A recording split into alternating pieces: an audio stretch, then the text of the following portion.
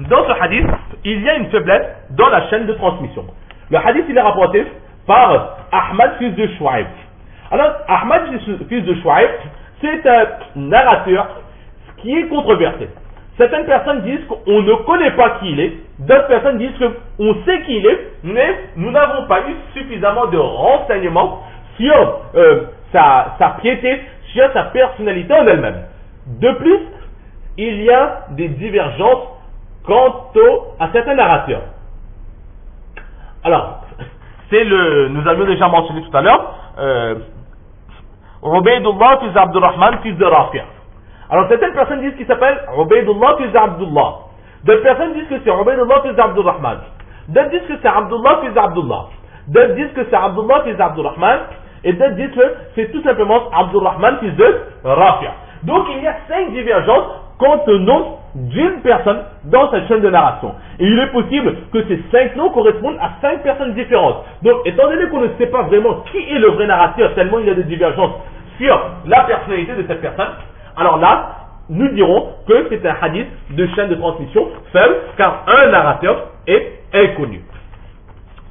Maintenant, pourquoi est-ce que Imam Abu Daoud alayhi rahmat, il nous a mis ce hadith? Parce que maintenant il va commencer à parler. Et quel est son but? Imam Abu Hanifa dit que c'était de l'eau coulante, de l'eau courante, qui coulait. Et ce n'était pas de l'eau stagnante. De ce fait, en disant que ce n'était pas de l'eau stagnante, mais c'était de l'eau qui coulait, il réfutait le fait que c'était une grande quantité d'eau supérieure à la contenance de 2 jarres. Alors, Imam Abu Daoud, il va essayer de prouver que non, ce n'était pas de l'eau qui coulait, mais c'était vraiment de l'eau stagnante. Et pour que l'eau stagnante reste pure, malgré les impuretés, alors il faut qu'elle soit en grande quantité. Et quelle est cette grande quantité? C'est la contenance de 2 jarres, ou un peu plus de 2 jarres. Là, c'est le but de Imam Abu Daoud alayhi rahma. Alors, qu'est-ce qu'il dit? Il dit que j'ai entendu Qutayba fils de Saïd, qui lui-même dit que j'ai questionné le gardien du puits de Bouza'a au sujet de la profondeur de cette eau.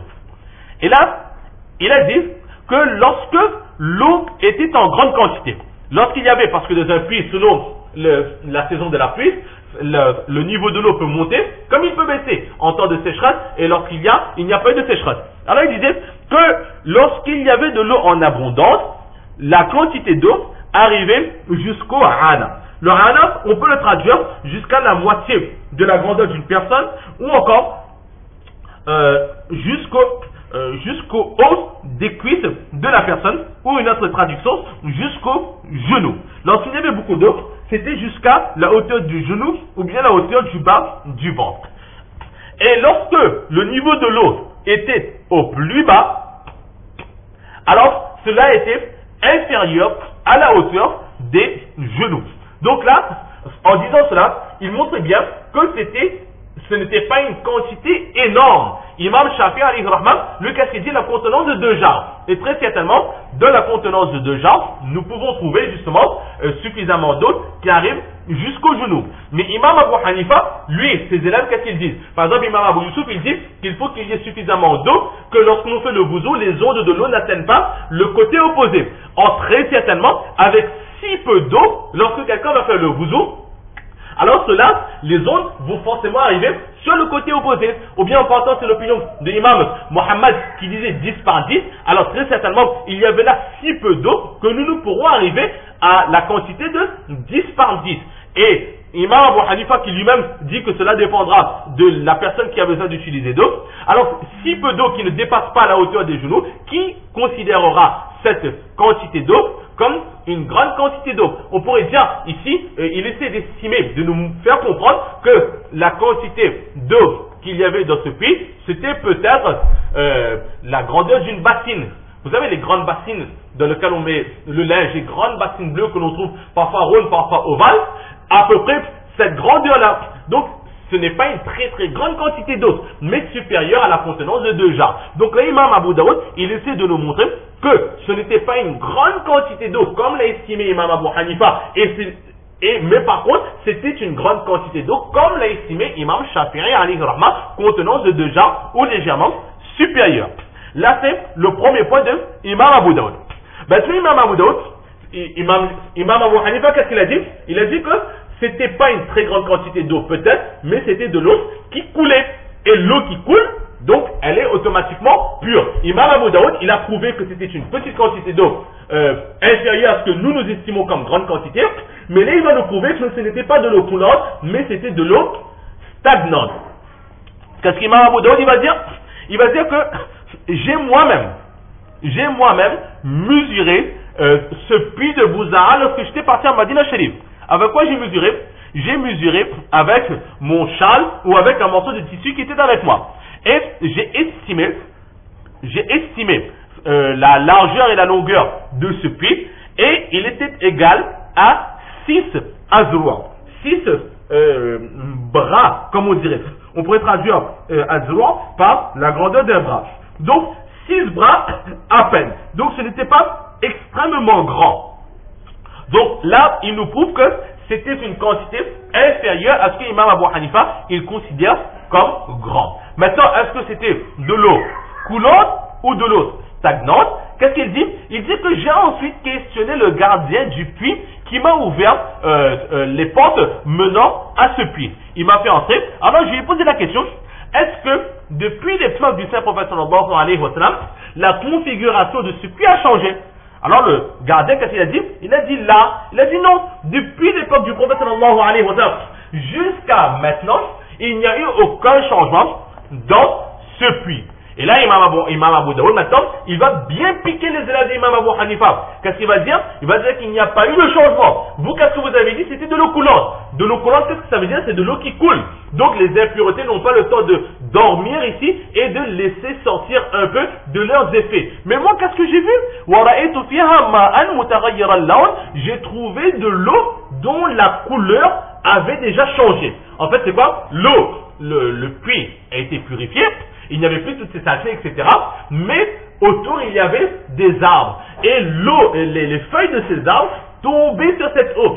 Et ça faisait tellement longtemps que les feuilles étaient dans cette eau que l'eau a commencé à changer un peu de couleur. Elle a commencé à virer au vert. Alors là, Imam Abu Daoud, il nous dit que si c'était de l'eau coulante, pourquoi est-ce que les feuilles mortes sont toujours là? Pourquoi est-ce que l'eau coulante n'a pas fait couler les fleurs? Si l'eau a changé, cela veut dire que cela fait très longtemps que ces feuilles sont tombées sur cette eau. C'est la preuve que l'eau n'était pas coulante. Donc, moi, disciple de Imam Ahmad ibn Hanbal et de Imam Shafi'i alayhi rahma, je dis que la petite quantité d'eau, la grande quantité d'eau démarre à 2 jarres et non pas, comme vous l'avez dit, avec vos estimations, parce que cela ne correspond pas à ce puits de Bouzara que le Saint-Prophète sallallahu alayhi wa sallam a qualifié de pur.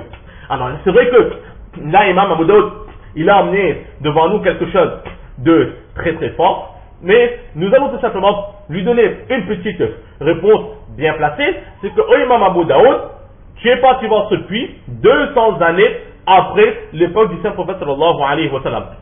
La configuration du puits extérieur n'a peut-être pas changé, mais qui te dit que sous ce puits, il n'y a pas eu une canalisation qui a été faite?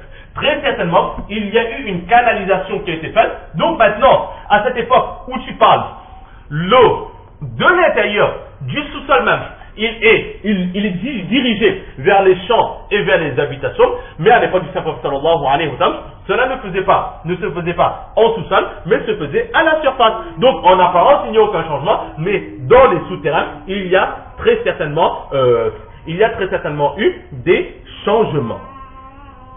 Donc voilà la réponse que nous donnons à Imam Abu Daoud alayhi rahma. Et enfin, avant de terminer, donc là il y a un autre petit massage que nous allons voir un peu plus tard, c'est que lorsque nous avons de l'eau pure, et dans cette eau pure a été mélangée autre chose de pur. Comme ici, dans le puits de Bouzara, sont tombées des feuilles mortes des arbres, et les feuilles sont pures. Alors lorsque dans de l'eau pure, il y a quelque chose de pur qui tombe, et qu'une des caractéristiques de cette eau change, est-ce que cette eau reste pure ou impure? Les trois savants, Imam Malik, Imam Ahmad et Imam Shafi'i alayhi rahma, ils disent que lorsque quelque chose de pur tombe dans de l'eau pure et que l'eau change, ses caractéristiques vont changer, alors cette eau restera peut-être pure, mais elle n'aura plus cette capacité de purifier. De ce fait, on ne pourra pas faire de l'eau, on ne pourra pas faire ni le wuzu, ni le bain rituel, le roussal, avec cette eau. Par exemple, le puits qu'a défini Imam Abu Daoud, cette eau n'est plus apte à être utilisée pour le wuzu ni pour le roussal, car sa couleur avait changé. Imam Abu Hanifa, il dit que cela est toujours autorisé. Nous allons penser dans les débats. Un peu plus tard, Imam Abu Daoud, il va mettre en place ce chapitre où là, nous allons voir les divergences entre les savants. Donc nous allons nous arrêter ici pour aujourd'hui. Allah subhanahu wa ta'ala nous donne le tawfiq de comprendre ces quelques paroles, surtout de mettre en pratique et de propager. Wa ma tawfiqi illa billah.